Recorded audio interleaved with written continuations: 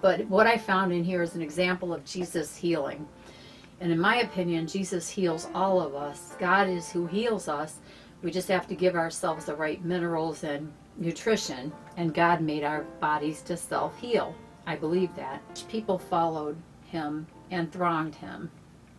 And a certain woman which had an issue of blood 12 years, and had suffered, now this I find funny, it sounds like today, and had suffered of many physicians, and had spent all that she had, and was nothing bettered, but rather grew worse. Hi, this is Nancy. I like this. Do you like this? I am so excited. I started my war room the other day, and you can see that video on it.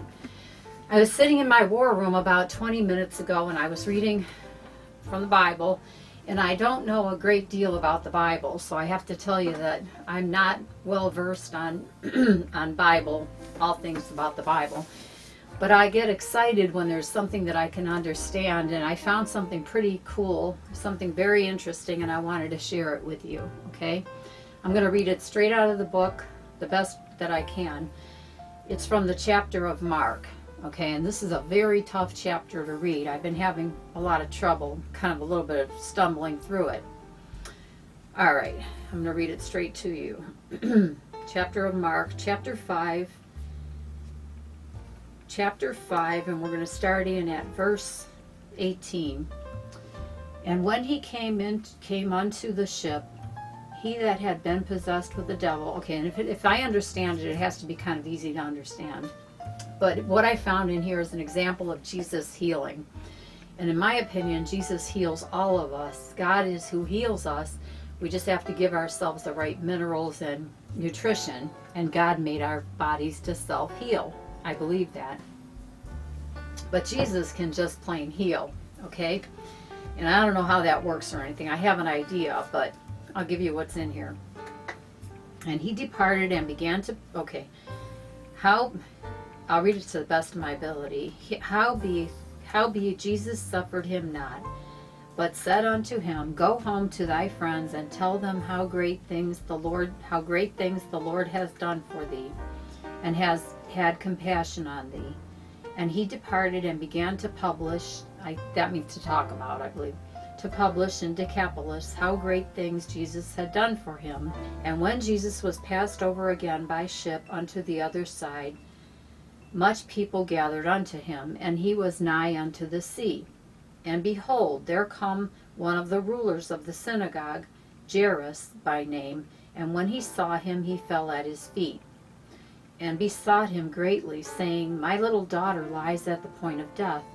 I pray thee, come and lay thy hands on her, and that she may be healed, and she may live. And Jesus went with him, and much people followed him, and thronged him. And a certain woman which had an issue of blood 12 years, and had suffered, now this I find funny, it sounds like today, and had suffered of many physicians, and had spent all that she had, and was nothing bettered, but rather grew worse. She saw all the doctors she could, spent all her money, she wasn't any better, and in fact she was worse. When she had heard of Jesus, came in the press behind and touched his garment. This is really cool here. For she said, If I may touch but his clothes, I shall be whole. And straightway the fountain of her blood was dried up, and she felt in her body that she was healed of that plague. And Jesus, immediately knowing in himself that virtue had gone out of him, turned him about in the press, and said, Who touched my clothes?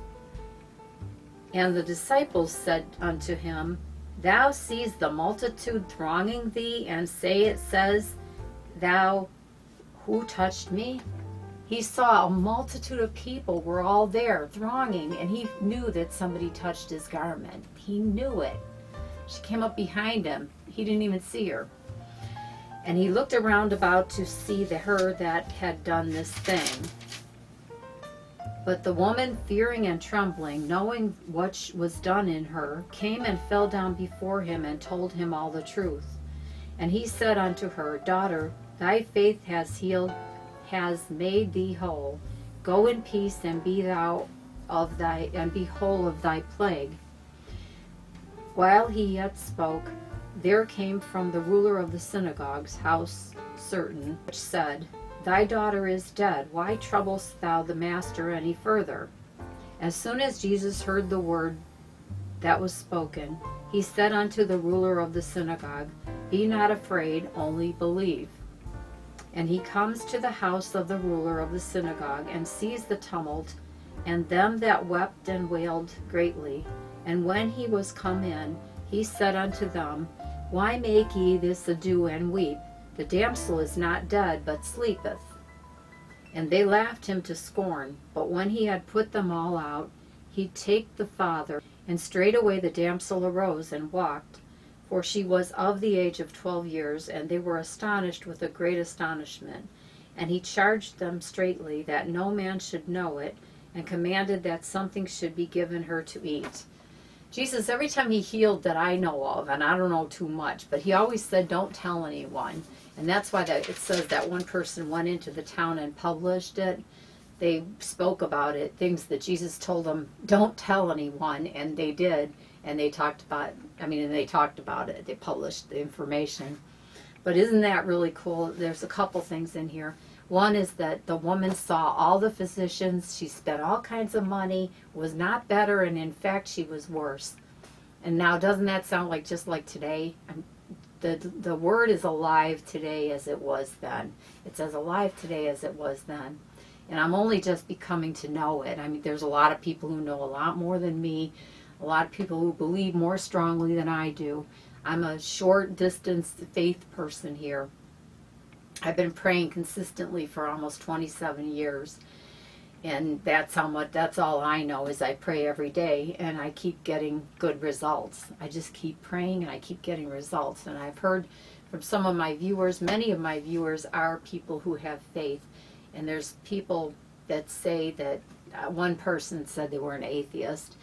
And I feel like they said they don't know how, in fact, in their opinion, God doesn't work. And it's just like the Jesus and all those sheep that follow, and then the one that goes astray is the one he remembers.